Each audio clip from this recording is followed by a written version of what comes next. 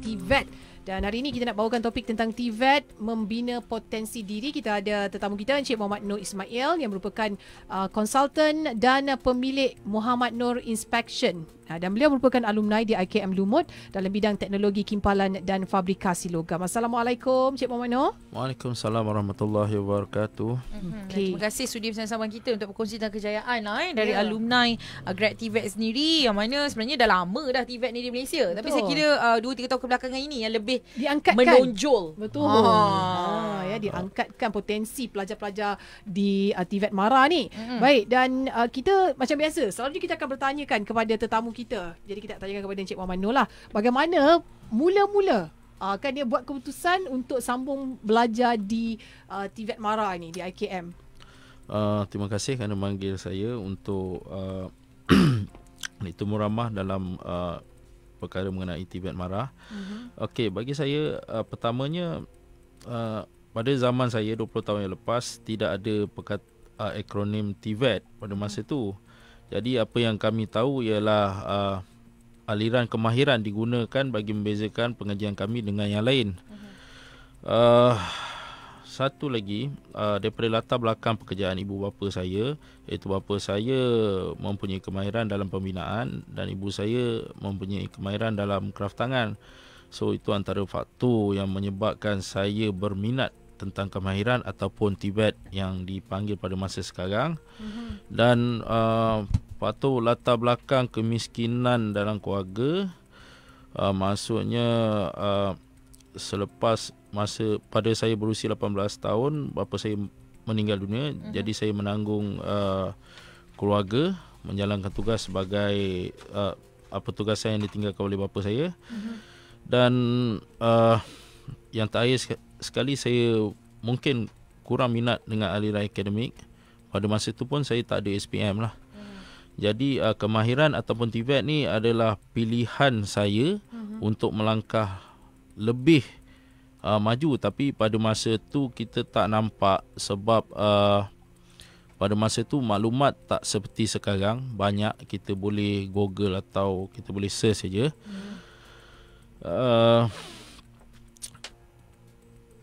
Itulah kenapa saya memilih kemahiran atau TVET di MARA IKM. Baik, dan juga masa masuk tu kan. Jadi macam mana pendedahan ketika tu, tahun berapa? Kalau boleh terkongsi, nak tengok beza tahun juga tu. Okey, saya masuk IKM Lumut pada tahun 2000. Iaitu di mana IKM Lumut pada masa itu menjalankan 2 kursus tapi digabungkan kepada satu, iaitu teknologi kimpalan dan fabrikasi logam. Sebenarnya entiti yang lain-lain. Dan ada juga nilai tambah pada masa itu, IKM Lumut menjalankan sistem persijilan daripada Majlis Latihan Vokasional Kebangsaan. Jadi kami dapat sijil daripada IKM dan juga sijil daripada MLVK. Maksudnya kami macam twinning program lah pada masa itu. Tapi macam mana boleh sampai ke IKM Lumut, bermula daripada pelajaran saya yang pertama tentang kimpalan di Giat MARA pada masa itu pada tahun 96. Dan dibantu oleh pengurus Giat MARA bagi mendapatkan saluran kemasukan terus ke IKM Lumut pada tahun 2000. Okey. Baik. So jadi itu dia pengalaman Cik Muhammad Nur dalam di IKM sendiri. Okey, dan pengajian pula. Kita nak tahu kan, kalau dinyatakan di sini dalam bidang teknologi kimpalan dan fabrikasi logam. Dan waktu itu macam bila nak buat keputusan ambil kursus ini, memang Cik Muhammad Nur memang suka tahu ke kimpalan tu apa? Tahu ke dah waktu tu kan, fabrikasi logam tu macam mana? Kadang-kadang ada juga yang cerita, dia kata apa je permohonan yang ada macam main isi je. Ada pula ada pengalaman sedemikian. Jadi Cik Muhammad Nur pula macam mana?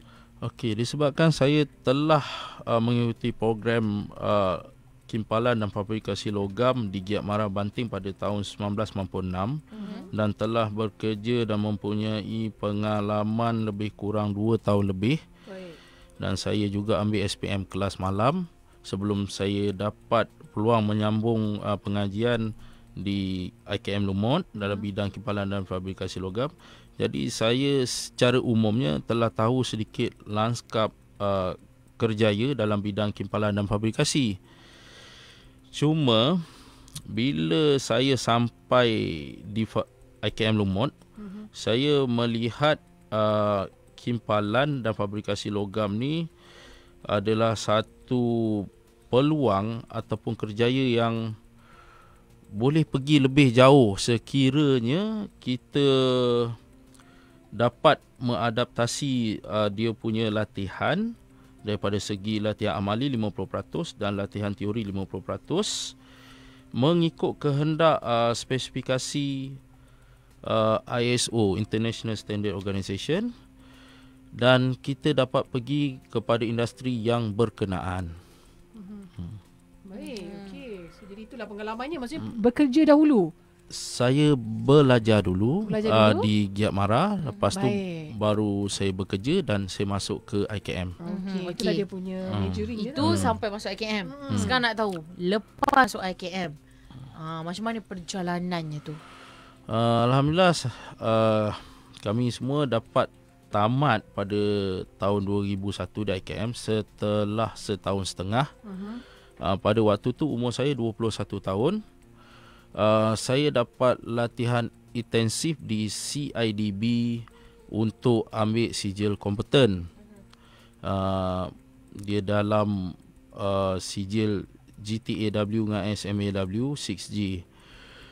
Dan selepas daripada latihan tersebut, saya dapat bekerja kembali dengan syarikat lama. Gaji dinaikkan lebih daripada 50%, iaitu pada sebelum saya sambung belajar ke IKM, gaji saya RM1,500 sebulan. Tapi selepas saya balik daripada IKM, dia orang naikkan gaji saya 50% daripada RM1,500 tu. Dan pada waktu bekerja di syarikat lama, saya telah mendapat beberapa maklumat mengatakan kalau saya masuk ke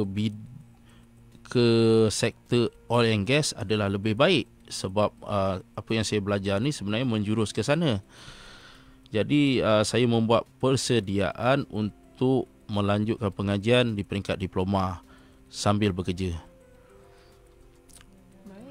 Okey, itu dia. Banyak pengalaman Cik Mak Noh. Baik, kita dalam program Grativet pada waktu ini bersama-sama Cik Muhammad Noh Ismail, konsultan dan juga pemilik Muhammad Noh Inspection, dan merupakan alumni di IKM Lumut dalam bidang teknologi kimpalan dan fabrikasi logam.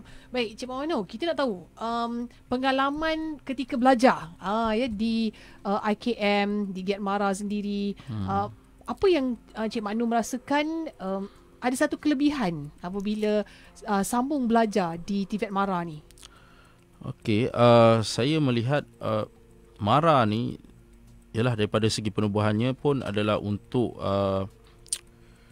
Bumiputera, dan suasana belajar dan juga apa-apa yang ada di sana memang sesuailah untuk pelajar Melayu ataupun Bumiputera. So kita boleh mudah daripada segi maklumat, komunikasi, dan juga mendapat hala tuju ke mana kita akan pergi selepas tu. Tapi ini bukannya maksud saya comfort zone, duduk di semua institusi yang semuanya Bumiputera. Tapi cabaran juga bagi kita macam mana nak menyesuaikan diri dengan pembelajaran dan juga cara hidup di IKM Lumut, sebab pada masa tu kami duduk di asrama. So daripada segi disiplin, daripada segi bekerjasama, dan juga kami punya jalinan ataupun hubungan selepas daripada belajar di IKM Lumut lah. Baik, menarik sebenarnya perkongsian tentang situasi ni. Jadi sekarang ni tuan buat perniagaan sendiri. Maksudnya bermula dengan pendidikan TVET MARA dan pengalaman yang dimiliki semasa bekerja, dan ini juga satu transisi kejaya sebenarnya Ya, betul. untuk masa depan. Jadi macam mana ni tiba-tiba dah kerja apa semua, gaji pun dah naik, tak cerita kan. 50% tu besar. Buat perniagaan, buka, bagi peluang perniagaan kepada orang lain pula. Okey, pertama kalau ikutkan saya dah bekerja secara formal, maksudnya mencarum APF dan SOSO semenjak umur saya 16 tahun, iaitu habis daripada belajar di Giat Mara. Seluruh pengalaman kerja saya daripada layman sampai ke top management lebih kurang dalam 17 tahun. Kalau ikut semualah. Ada yang saya buat benda tu part time, ada yang memang full time, ada yang permanent, ada yang kontrak. So saya melihat since saya ni bekerja di sektor swasta, saya melihat kalau saya meneruskan kerja sebagai pekerja lah, saya tidak mendapat ataupun meluaskan ataupun mengaplikasi apa yang saya belajar. Sebab biasanya pekerjaan ni menjurus kepada sesuatu tugasan yang diberikan saja. Bila kita sebut macam mana kita nak explore ataupun kita nak apply sesuatu yang kita belajar tu, bukan mudah majikan nak bagi. Dan lagi satu juga, saya perlu seiring dengan saya punya matlamat, iaitu pada umur saya 40 tahun, saya rasa saya tak nak kerja dengan orang lah. Dari impian tu lah, macam dah fikir dah. Dah fikir. Dan apa persediaan yang saya buat, pertama saya akan selesaikan segala komitmen saya daripada rumah ke kereta apa-apa, dan supaya saya tidak ada hutang dengan bank lah. Tak ada tekanan. Tak ada tekanan. Yang lain-lain tu sambil saya bekerja, ada juga saya melanjutkan pelajaran sampai ke peringkat master. Dan apa yang saya belajar dalam career ni, kita tak perlu nak terlalu lama dalam satu tempat. Memadai mencapai apa yang kita dapat dan beri peluang kepada orang lain lah. Okay. Saya rasa ada sedikit yang cerita yang memberi inspirasi kan daripada Encik Mano. Contohnya macam tadi di awal tadi Encik Mano bagi tahu kan, beliau tak ada SPM. Belajar pula SPM kelas malam. Hari ni dah ada master. Jadi kita merasakan, maksudnya walaupun permulaan kita dilihat gagal permulaan. Tapi di hujungnya tak semestinya begitu ya Encik Mano Pegang tangan jap. Pegang tangan. Tahu tak, kan orang kata tak penting sebenarnya di mana bermula, yang penting apa pengakhirannya. Akhirannya. Inilah buktinya. Pegang tangan. Pegang tangan lah. Kita berdua. Kita berdua lah. Kat mana? Tapi, adakah ini yang terakhir? tapi ada satu tadi ayat Cik Mano. Saya rasa dia merupakan satu perbincangan yang menarik juga. Tidak perlu berada di satu tempat yang terlalu lama, dia kata. Lama sangat. Masa awak saya terlalu lama kat sini. Saya takut saya. Kita mungkin 5 jam dah duduk kat sini ni. Betul. Kan ya. Tapi bagi peluang pada orang lain, dia kata. Tapi awak jangan tinggalkan saya. Macam mana? Cuma saya nak tahu bila kita kena pergi ke tempat lain tu, kadang-kadang dia orang tak ada keberanian untuk mula melangkah tu. Sebab kita tahu beribu langkah akan datang bermula dengan satu langkah hari ini. Di mana datangnya keberanian Cik Mano tu? Pertama, saya boleh cakap macam ni lah, kepuasan. Macam kita buat sesuatu benda, sebab saya bukan orang yang suka satu benda yang sama saja setiap hari. Dan saya cuba cari peningkatan daripada segi proses, sistem. Dan ada kalanya bila saya tak cakap saya tahu semualah, tapi bila saya rasa okey, kena cari yang lain, branch yang lain, kena tambah benda lain, so saya akan explore lah. Saya akan tinggalkan benda tu dengan baik lah, untuk disambung. Dan daripada lagi satu poin pula, keterpaksaan. Macam terpaksa. Contoh ekonomi downturn, lepas tu management yang macam-macam. Dia ada faktor-faktor penyumbang lah kepada movement itu. Dan yang paling penting kat sini arahan ibu saya lah. Kalau dia suruh saya balik kampung, saya balik kampung. Saya tinggalkan kerja tu. Baik. Okey. Tapi dari sudut macam keuangan ketika itu, bila buat keputusan macam untuk ada bisnes sendiri kan, ataupun pekerjaan sendiri dan sebagainya, adakah dah stabil dah sebenarnya keuangan Cik Makno waktu tu? Sebab tadi Cik Makno kata dah settle lah segala hutang piutang sebelum ambil keputusan untuk buka perniagaan sendiri, hutang pun dah settle. Jadi adakah itu satu kelebihan juga nak buat keputusan untuk melangkah tadi tu? Apa yang saya belajar daripada mula, saya pertama kali buat hutang beli kereta pada umur saya 27 tahun. Itu pun sebab saya ada anak. Ada anak, saya pun berhutang dengan bank. Dari situ apa yang saya belajar, nak habiskan hutang 9 tahun tu macam-macam lah. Kan? Jadi saya rasa tak berbaloi dengan apa yang saya bayar dan apa saya dapat dengan tempoh masa yang panjang. Saya tertekan nak bayar kan.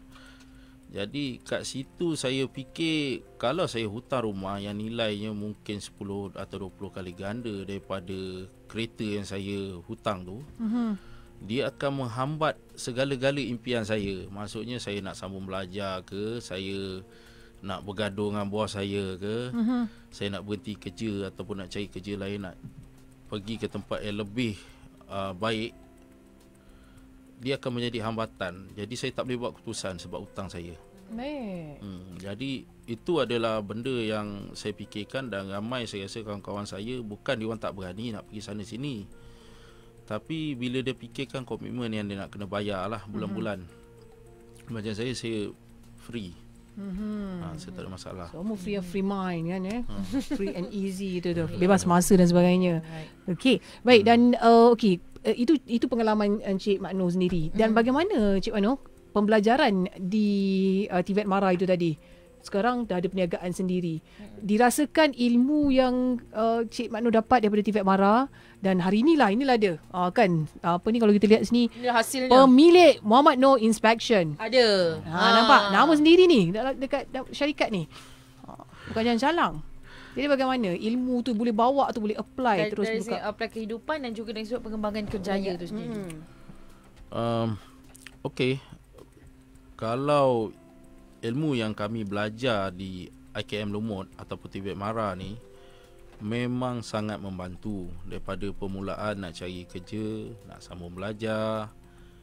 Dan salah satu apa yang saya buat, sebenarnya saya buat rumah saya pun pakai besi lah. So, maksudnya dekat sini memang sangat berguna. Segala barang-barang yang kat rumah saya, macam ada benda perabot yang saya gunakan besi, saya buat sendiri saja. Baik. Jadi kalau nak cerita berapa bergunanya pelajaran tersebut, memang berguna lah. Kalau dulu-dulu tak payah sekolah rendah dengan sekolah menengah pun tak apa kot kalau pergi belajar benda ni. Baik. Okey, maksudnya lebih teknikal lah orang kata kan Lebih praktikal. Praktikal apa semua. Dan kalau kita nak barang-barang macam ni, contohlah saya bagi satu gambaran. Tempat sidai baju kat rumah patah. Kalau kita tak ada kemahiran dalam kipalan, fabrikasi, belilah. Betul juga tu. Saya ada mesin welding sendiri, saya welding je lah sendiri. Itulah pula kelebihannya kan. Kan, jangan kata mesin sidai baju. Mungkin raket tenis, raket badminton, permainan anak, skuter anak. Yang berkaitan dengan besi biasanya. Semua besi tahan lama. Mungkin kuali isteri tercabut. Sambungkan. Kita weldingkan saja. Baik, dan bercerita tentang syarikat Muhammad Noor Inspection ni. Apa kata yang ditawarkan dalam syarikat Cik Makno? Saya melakukan konsultasi kimpalan dan fabrikasi logam, di mana seperti saya bagi tahu tadi, daripada pelajaran saya di TVET Mara, dekat situ saya dapat apply. So saya boleh buat sistem organisasi, latihan, persijilan dan juga kerja-kerja fabrikasi logam. Tapi buat masa sekarang ni, saya punya penekanan ataupun saya punya khidmat yang saya boleh berikan adalah bahagian pemeriksaan, inspection tadi. Jadi dekat situ kalau nak periksa kimpalan di struktur bangunan, di pressure vessel, di kapal, pelantar minyak, dan ada juga kita masuk aircraft punya industri untuk periksa kimpalan dia lah. Jadi kimpalan ni dia boleh pergi berbagai-bagai tempat. Mungkin kalau stesen radio ni pun ada benda, contohnya telecommunication tower dia tu pun ada kimpalan, kita akan periksa. Okey, bidang tugas kimpalan ni besar punya. Ya, yang mungkin kita tak tahu. Baiklah, tapi tak tahu sedikit saja lagi lah tuan perancangan untuk tempoh 5 hingga 10 tahun akan datang. Sebab dia kata suka tak duduk terlalu lama. Nak ke mana agaknya 10 tahun tu? Ada 7. Okey, ada 4 je lah yang saya boleh beritahu, boleh kongsikan. Pertama, saya berusaha untuk menaik taraf Muhammad Noor Inspection daripada perniagaan kepada syarikat Sdn Bhd. Okay, benda ni berlaku dalam tempoh 5 tahun lah. Dan Muhammad Noor Inspection ni pun baru 2 tahun. So ada baki lebih kurang 5 tahun lah untuk capai kepada Sdn Bhd. Demi kata saya punya dipanggil corporate sosial ataupun tanggungjawab kepada MARA, saya ingin menjadi panel industri kepada TVET MARA dalam bidang kimpalan dan fabrikasi logam. Satu lagi, ini yang penting lah, sebab memang TVET MARA ni memberi peluang latihan dan persijilan, tapi dia punya end of circle yang perlu dia selesaikan adalah pekerjaan, dapatkan kerja. Maksudnya boleh pasaran latihan tu mesti menepati apa yang industri nak.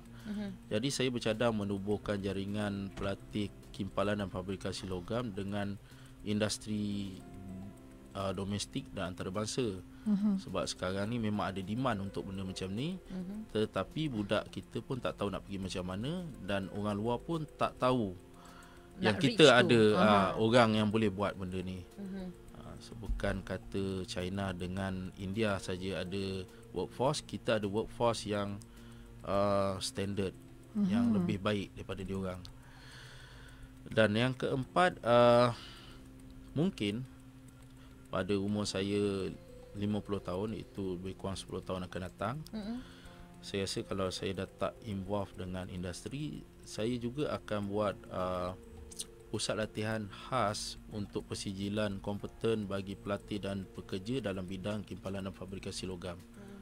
So di mana saya akan fokus satu tempat je lah. Bukan nak bersaing dengan MARA. MARA tetap satu agensi yang bagus, tapi saya lebih dekat dengan industri. Sebab saya orang industri. So, jadi tahulah selok-beloknya. Ini perancangan untuk 5 tahun akan datang. Baik. Jadi kepada anda yang berminat sebenarnya untuk dapatkan maklumat lanjut tentang Kolej Kemahiran Tinggi MARA KKTM, MARA Japan Industry Institute MGII, dan juga Institut Kemahiran MARA IKM, anda boleh layari www.tvetmara.edu.my ataupun boleh saja ke pejabat MARA negeri dan daerah yang terdekat untuk dapatkan maklumat lanjut lah. Juga boleh follow mereka di laman media sosial mereka. Ya, dan boleh terus juga ke KKTM, MGII dan IKM yang terdekat di seluruh Malaysia. Paling senang terus saja ke laman sesawang rasmi mereka www.tvetmara.edu.my. Baik, terima kasih kita ucapkan kepada tetamu kita Encik Muhammad Noor Ismail, konsultan dan pemilik Muhammad Noor Inspection, dan juga merupakan alumni IKM Lumut dalam bidang teknologi kimpalan dan fabrikasi logam. Terima kasih Encik Muhammad Noor, dan untuk anda terus dengarkan kami di Bernama Radio, stesen berita bisnes anda.